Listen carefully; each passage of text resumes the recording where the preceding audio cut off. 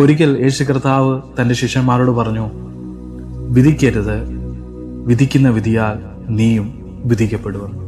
കർത്താവിന് ഇഷ്ടമില്ലാത്ത, ദൈവം ആഗ്രഹിക്കാത്ത ഒരു സ്വഭാവമാണ് മറ്റുള്ളവരെ വിധിക്കാതിരിക്കുക, മറ്റുള്ളവരെ കുറ്റപ്പെടുത്താതിരിക്കുക.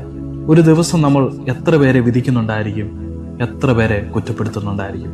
ഒരുപക്ഷെ നമ്മുടെ കുഞ്ഞുങ്ങളെ ആയിരിക്കും, നമ്മുടെ സുഹൃത്തുക്കളെ ആയിരിക്കും, നമ്മുടെ ബന്ധുക്കളെ ആയിരിക്കും. നമുക്ക് ഇഷ്ടമില്ലാത്ത ചില കാര്യങ്ങൾ അവർ ചെയ്യുമ്പോൾ നമ്മൾ പറയും, അവൻ്റെ ഗതി ഇതായിരിക്കും, അവൻ ഒരിക്കലും നന്നാവാൻ പോകുന്നില്ല എന്ന്.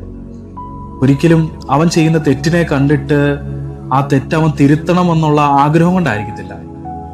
പിന്നെയോ നമ്മൾ അവനെ വിധിക്കുന്നത് അവനെക്കാട്ടിൽ നമ്മൾ ബെറ്റർ ആണ് എന്ന് ചിന്തിക്കുമ്പോഴാണ്, അവനെക്കാട്ടിൽ ഞാൻ നല്ലവനാണ് എന്ന് ചിന്തിക്കുമ്പോഴാണ്. ഇതിന് തെളിവ് എന്താന്ന് വെച്ചാൽ, ഈ കുറ്റം പറയുന്ന ഞാൻ ഒരു ദിവസം കിടക്കുന്നതിന് മുമ്പേ ഒരു 2 മിനിറ്റ് ഇവന് വേണ്ടി പ്രാർത്ഥിക്കാൻ തയ്യാറാണോ?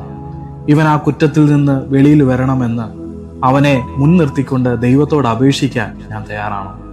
അങ്ങനെ ഞാൻ ചെയ്യുന്നില്ല എങ്കിൽ അവൻ്റെ കുറ്റം ഞാൻ കാണുമ്പോൾ ഒരിക്കലും അവനോടുള്ള സ്നേഹമല്ല, എൻ്റെ സ്വയനീതിയിൽ നിന്ന് ഉയരുന്ന നിഗളമാണ്, എൻ്റെ സ്വയനീതിയിൽ നിന്ന് ഉയരുന്ന അഹങ്കാര മനോഭാവമാണ് ഞാൻ അവനെ കുറ്റപ്പെടുത്തുന്നത്.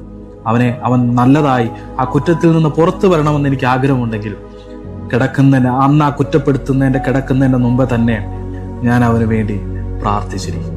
ഇന്ന് പകൽക്കാലം നമ്മുടെ മുമ്പിൽ നടക്കുന്ന നമ്മുടെ സഹോദരങ്ങളുടെ ജീവിതം കാണുമ്പോൾ നമുക്ക് പ്രയാസം തോന്നുന്നെങ്കിൽ അവനെ കുറ്റപ്പെടുത്താതെ ദൈവസന്നിധിയിൽ ഒരു നിമിഷമെങ്കിലും അവന് വേണ്ടി മുഴങ്കാലുകളെ മടക്കി അവന് വേണ്ടി പ്രാർത്ഥിക്കാൻ കഴിയുന്നെങ്കിൽ എൻ്റെ നിങ്ങളുടെയും ജീവിതത്തിൽ ദൈവം പ്രസാദിക്കും.